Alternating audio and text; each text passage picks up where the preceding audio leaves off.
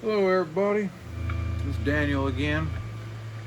Still cold out, everything's still frozen. Yeah. I cleaned up this amp plug-in.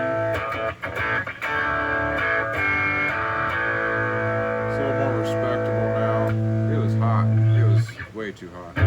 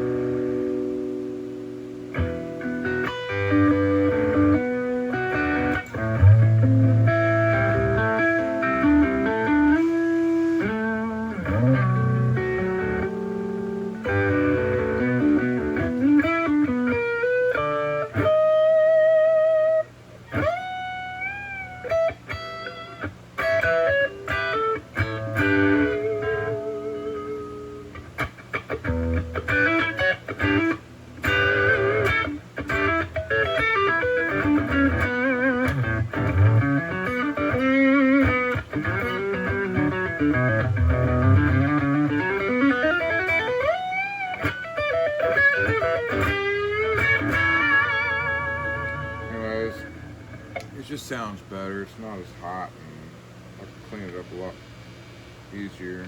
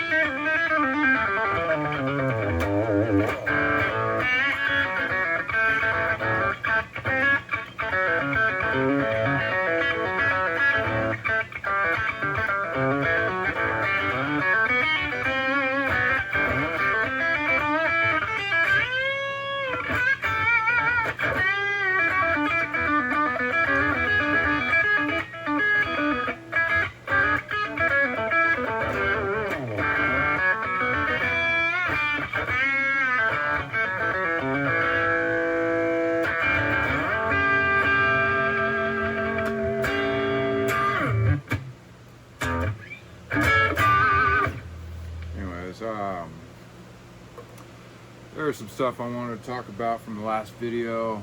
I'm not super experienced in making videos, and I'm not a very great communicator, especially when I have a little anxiety. And for some reason, the camera, the phone, it's just a phone, it's my phone. Normally I'm attached to the phone. I'm not afraid at all because I'm watching YouTube or whatever. But now that it's pointed at me, I have a different association, I guess. I don't know. Just reminds me a lot of a public speaking class from high school and college. Both unpleasant, both very unpleasant for me. Quite a bit unpleasant for me, for sure. So, anyways, I will do my best. These are notes from the video. I'll try to look at you when I speak. I'll try to do that. I'll try. The camera angle, this one seems like it works pretty good. I don't have like a monitor that I can reference, so I do have a mirror behind the phone so I can see spatially kind of where I'm at. You know, whatever works, right? Let's see, the cussing. I cussed a lot in that last video. A lot. My bad. That's what I do when I get like a lot of anxiety. Just a lot of anxiety. I play fast and not like good fast, like sloppy fast, you know. And I cuss a lot. And when it's light outside, typically I'll wear sunglasses if I'm super nervous, you know, things like that. Whatever. It'll get better. I'll get more experience doing this kind of thing, and I will become more natural. That is a common trope that I've heard from many creators on the YouTube. And actually, I watched a couple creators recently that they are still a nervous wreck. They're getting views and everything, but they are still a nervous wreck when they get on that camera. So I don't feel quite as bad. Not quite as bad. See, the things I said about the plug-in earlier, that was a Waves plug-in. It was based on the PRS Dallas, and honestly, it's a great plug-in. The thing that I was not mentioning earlier is I changed interfaces. The interface I'm doing now is Scarlet. It's red, and anyways, it's a Scarlet. Focusrite. It's a Focusrite Scarlet. And the one I had was a Axe IO. And the Axe IO I had bought years ago because it came bundled with the Amplitude 5, and I really wanted to experiment with a whole bunch of amps, and it seemed like a pretty good deal for, I don't know, mere hundreds of dollars. I got that and this, and it has served me pretty well. I got the Waves plug-in, I don't know, around the same time. It's different. It's I kind of feel like the Amplitude 5 is mushy. It's mushy. I don't even like that word. I'm real sorry about that. Where the Waves, that Dallas, it's like, you know, so, and also the Focusrite interface, it drives a signal just way cleaner and more right in all the ways I can hear than that Axe IO. So what I actually need to do is reformat my presets on my plugins to where they sound good with that now, which actually will probably be a fun thing to do. Maybe a little tedious, but whatever. Anyways, plugin I'm using now, Amplitude 5, 65 Fender Twin Reverb. I turned it down a little bit because it was really hot earlier. It sounds a little more natural now.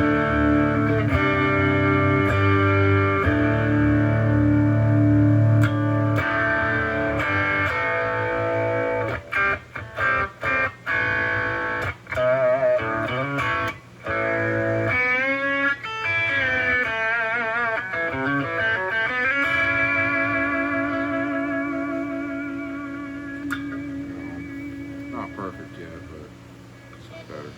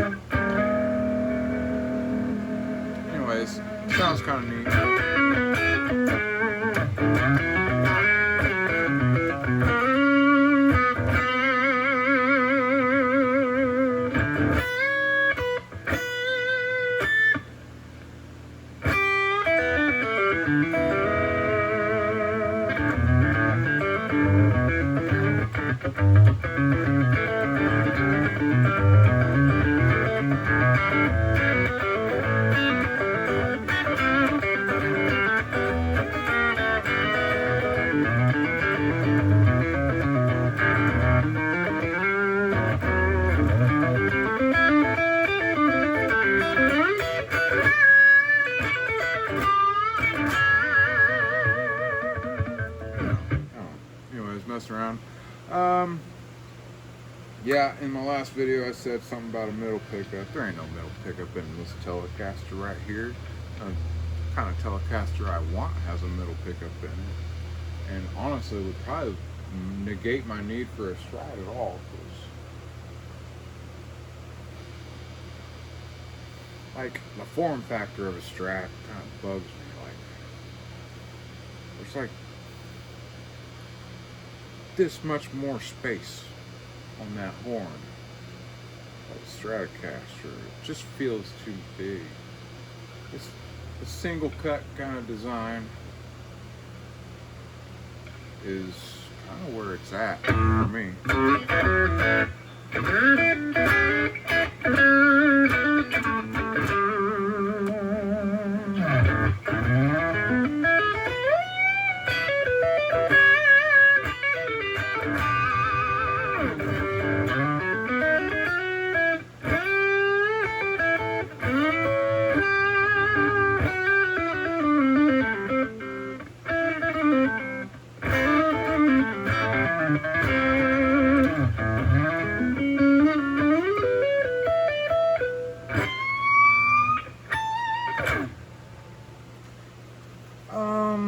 See, what else do I got?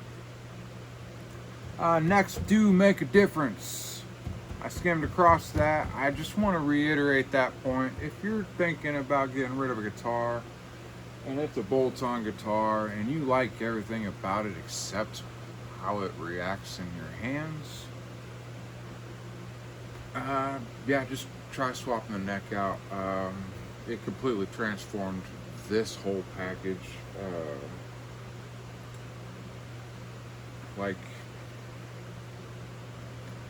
Like basically, I had done all this stuff, kind of trial and error. I typically do like distressed furniture kind of things. It's kind of like where I learned some of this stuff from. Before relic guitars got like huge, they still existed, but they weren't what they are now. I mean, now it's ridiculous. I like it personally. I like a thing that kind of goes back to biases. You know, I associate this with old, and I associate old with it vibes, and I associate it vibes with it's gonna inspire me. You know, that's the route of bias that I can illustrate to you as far as why I like this kind of thing. You know, and I suspect it's a very similar route for a lot of guitar players. I almost messed up there. Yeah, this was a trial and error basis. I was already familiar with how to like make things look like this, but not in a context where I got to worry about how thick the finish is. You know, on a table or whatever, you know, you don't play a table, so you might play on a table. You don't play a table, so it don't matter. Like this could be barely any finish. This is original actually, but what I'm saying is,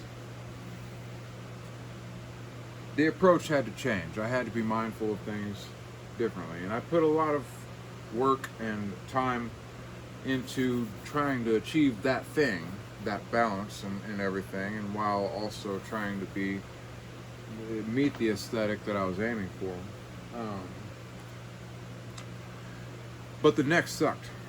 The neck, not this neck's awesome. The neck at that one, it was a roasted maple neck too. Like I want to point that out. Like this is a roasted maple neck. That was a roasted maple neck. This one does happen to be flamed. That's because I wanted that. I think that's cool to look at. When I look down at my hands playing a guitar, I like to see the flames. That's just, I don't know. And the fact that they move in the light, that's just cool shit to me. That's what I like. So that's why I got it flamed. I doubt the flamage really has anything to do with the way it's transferring vibrations, however. But what I can say is this neck transfers vibrations uh, 3, 4, 5 times as good as that other neck. I mean, it transformed the instrument. Like, I didn't like the instrument once upon a time, and now I love the instrument because it's a really nice, good playing, sounding, vibrating, reacts to your your touch, and it gives you feedback. We feel it in your hand. Like, I like that, and lots of guitarists like that. And so anyways, don't throw your shit away. Replace the neck. You might like that. So the Fender Gibson rant, that whole high horse kind of routine I did earlier was primarily the product of nerves and the drive to keep talking, I guess. I don't know. I'm not a great communicator, as you can deduce. Especially if you're right in front of me, face to face, I can talk a lot better. It's going to look a lot like this still, but it's going to be a lot more seamless. I don't stop this stuff. This is just what I do. I do this, and I assert, like this, and that's what I do. So, anyways, the context is that rant was for if you are the type of person that has $5,000 or whatever, that's an arbitrary number, to spend on a guitar. I would urge you to not purchase from a typical brand that you would normally do. I would do it. You might land on a waiting list, but it's still going to be worth it. You wait for a guitar that a human being constructed, just that whole thing. He picked out all the parts. He might have machined all those parts. You know what I'm saying? That guitar, built by that human being, is a better guitar than the same price point guitar from a Fender or a Gibson. That's the only point I'm really trying to make. I don't want to dog on their whole business model, because a lot of their business model does allow people to get a hold of new guitars for attainable prices. And honestly, if it wasn't for that, it might shrink the pool of musicians that exist. Maybe not. There's probably hundreds and hundreds of thousands of used guitars out there, and there's probably a fair amount of people like me that don't really mind swooping up what may or may not be a nothing guitar and turn it into a something guitar. There's plenty of them out there too, and then you could sell that guitar for, this, like, I didn't build this guitar. I constructed the components together. I wired it up, good wire. Like, I didn't really spare expenses on electronics, but that's not a huge deal. Electronics are not all that expensive.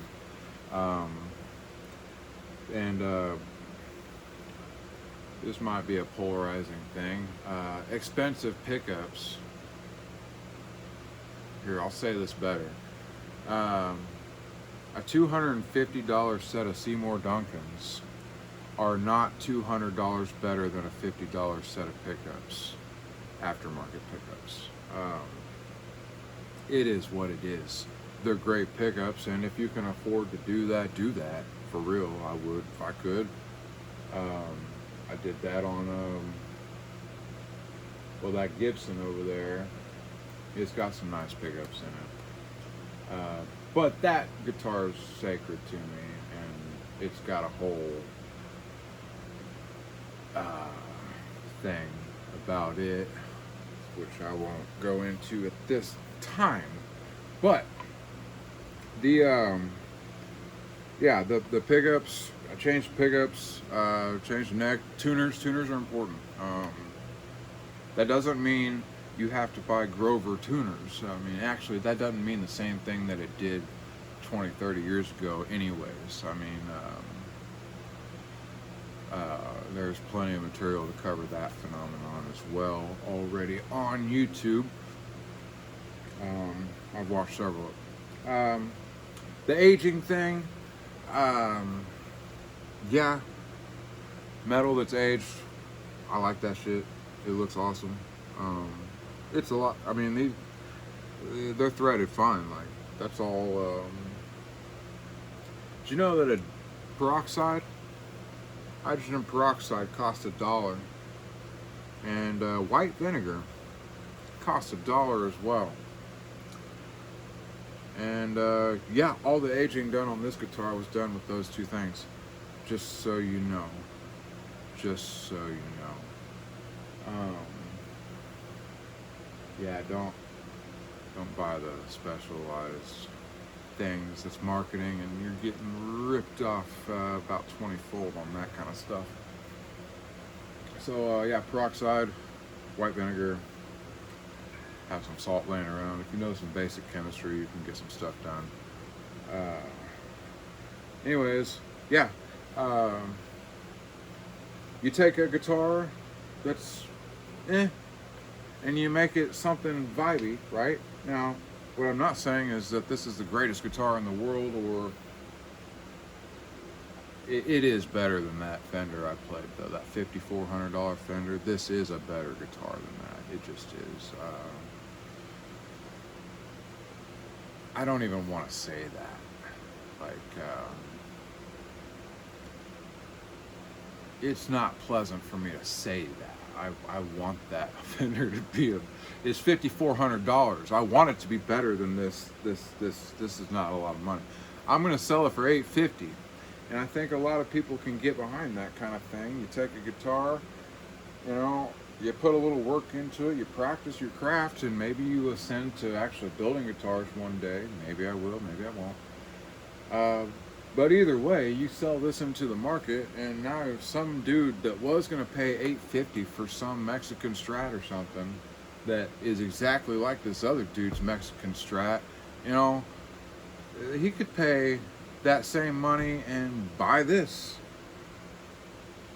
And when he goes to shows, you know, not all that different to me showing up to somewhere with a guitar. Not that I gig a whole lot, hardly ever. You know, you get attention. Like, you bring a Ventera Strat to a gig, and who cares? Nobody cares about your Ventera Strat. Like, nobody cares about your Ventera Strat.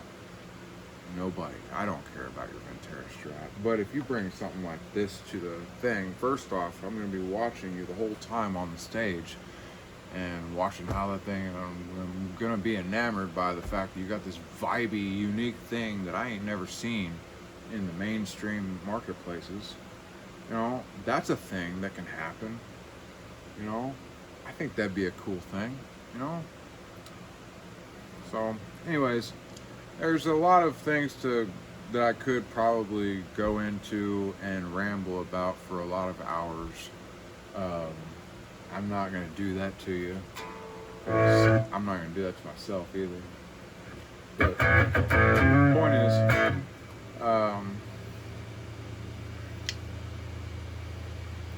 the status quo doesn't have to be the status quo at all.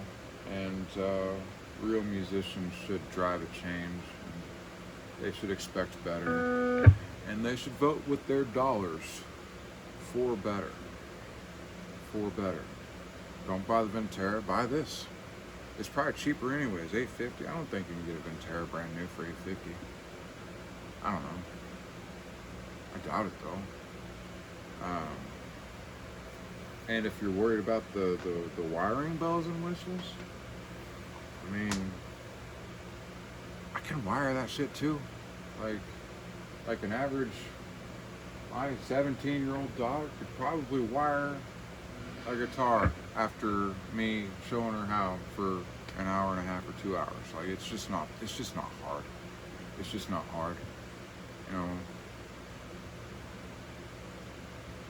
you just do with the pick.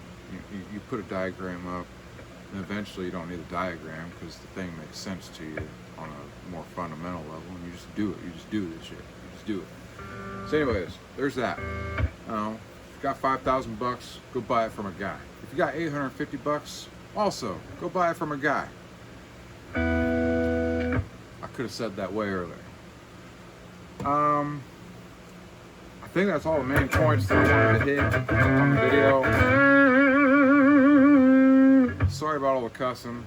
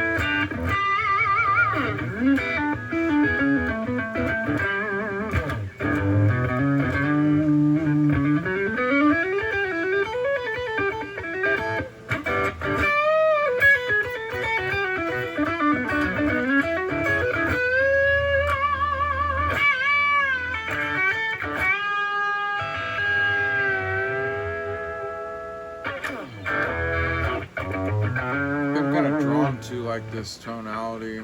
That one.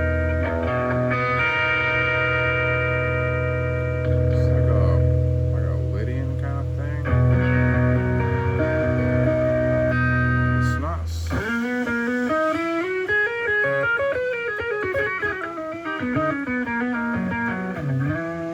It's not super easy for me to keep my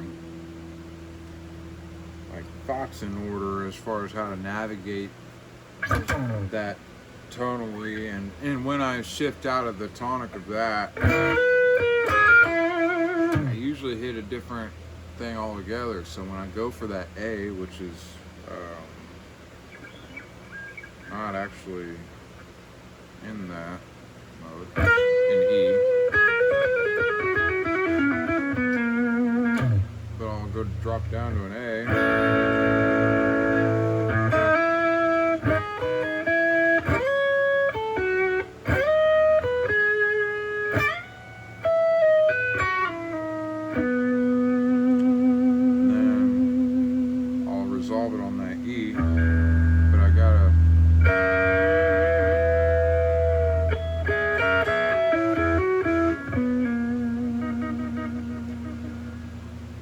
Like I gotta constantly make sure that everyone understands that we're in E, like all the time, for me to make this tonality really work. And it could just be that I don't have my head completely around it yet.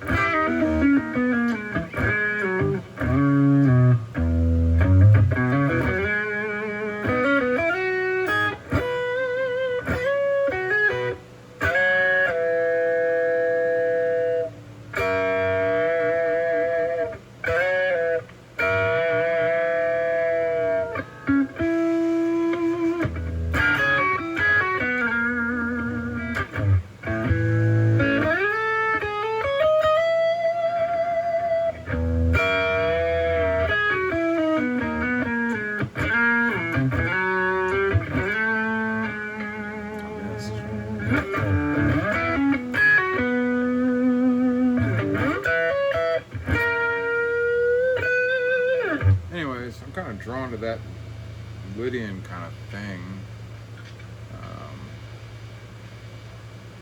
It sounds, it reminds me of Pink Floyd.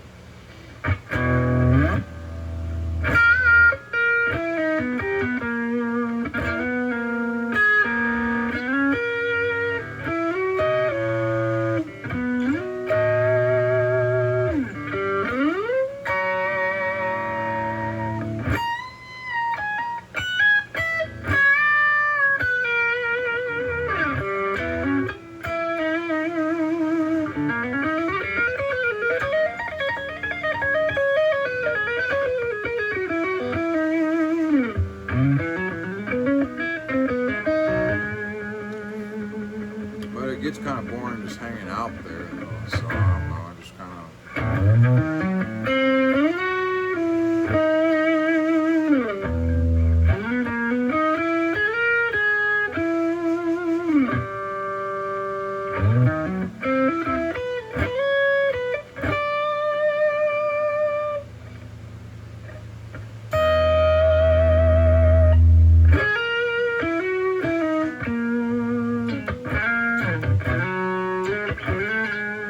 Keep missing. This note don't go in there. This note does. That don't. Anyways, there's that.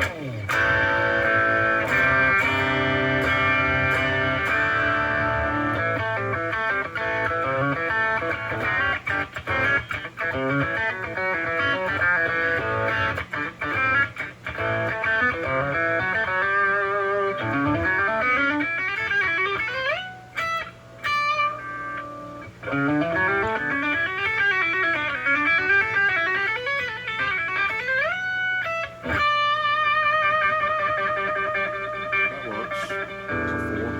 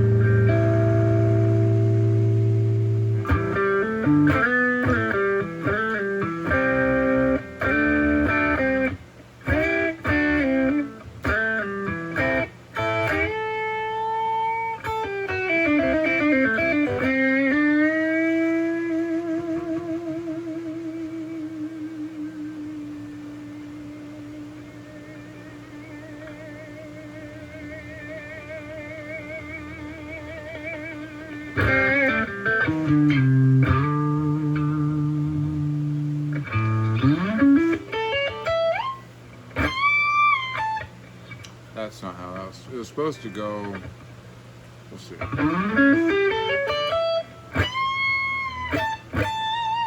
It's supposed to go like that, but it sounds like shit in the middle. Let's try this again.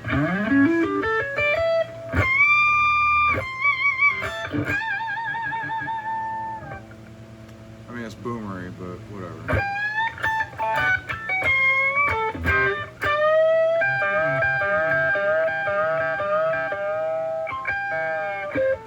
Come to think of it, I think a lot of my playing is really boomery. I try not to think about it too much because I'm slowly trying to integrate other facets of guitar playing into my thing. I'm not really willing to just walk away from the thing. Plus, how can I make myself smile if I take the things away from myself that make me smile? So anyways, I'd rather absorb more and try to ignore the fact that I'm always doing.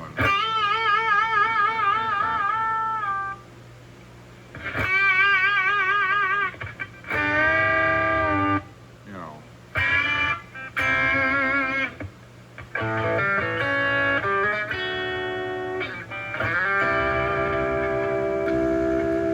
And then if it's not that,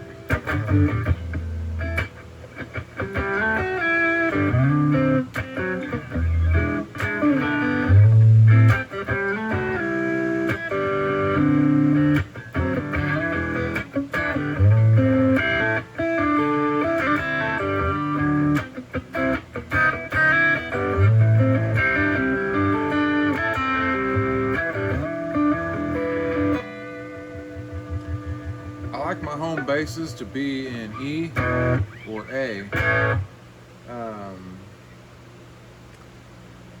those are my like reference cues. So it's not that I won't deviate to other tonalities from those kind of home base kinds of things, but I don't I can't wrap things up as nice and neat when I'm not in a tonality that I'm super familiar with, such as E and A.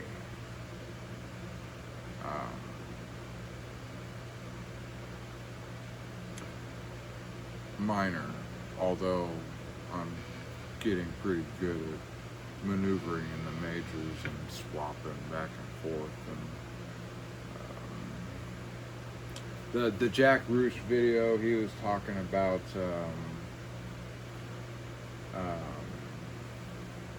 altered scales and diminished scales, not in a way.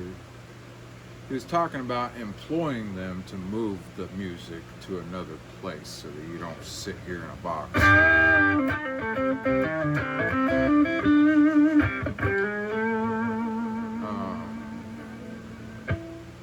It was really clever. I haven't really got a huge handle on the scale itself. I understand how he employs it. In fact, that's been one of the bigger things that I'm super happy about, is I'm finally not really tied to a box per se. Don't get me wrong, I'm still playing in boxes, but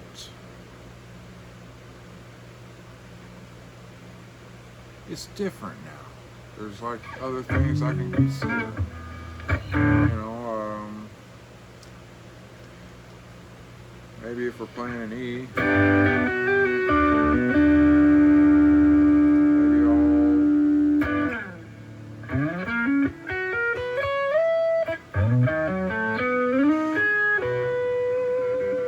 I'll do something like that before I land back on the E.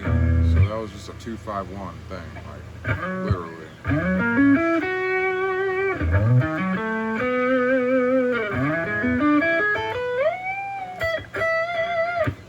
Like that, using the like secondary dominance and employing those scales as a secondary dominant type of thing to move you to the thing, to move you to the next part, I think is an important thing. It's been super important to me to learn because and even still sometimes, but my playing was more like the whole time just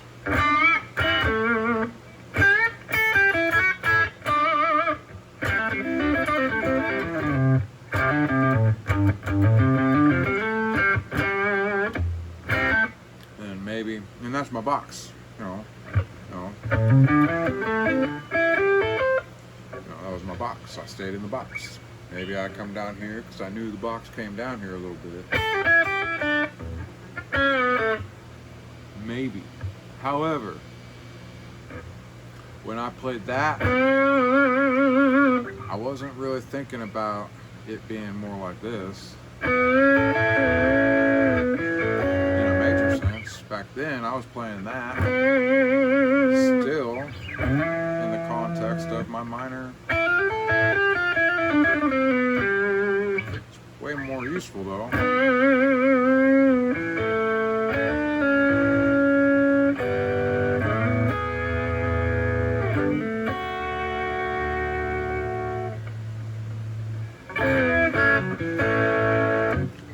It's more useful in that context. It doesn't really do a whole lot in the minor. I mean, it can, I guess, but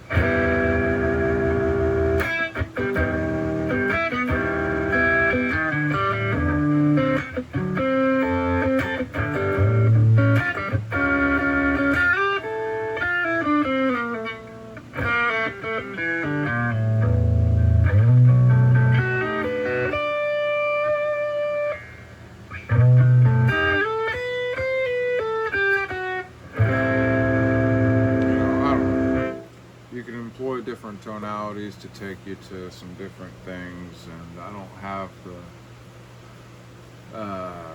my head all the way around it or anything like that. And even if I did, I wouldn't have the articulation to really deliver it to you. There's plenty of guys on YouTube for that. I'm pretty sure I started this video like a long time ago. I'm gonna watch it.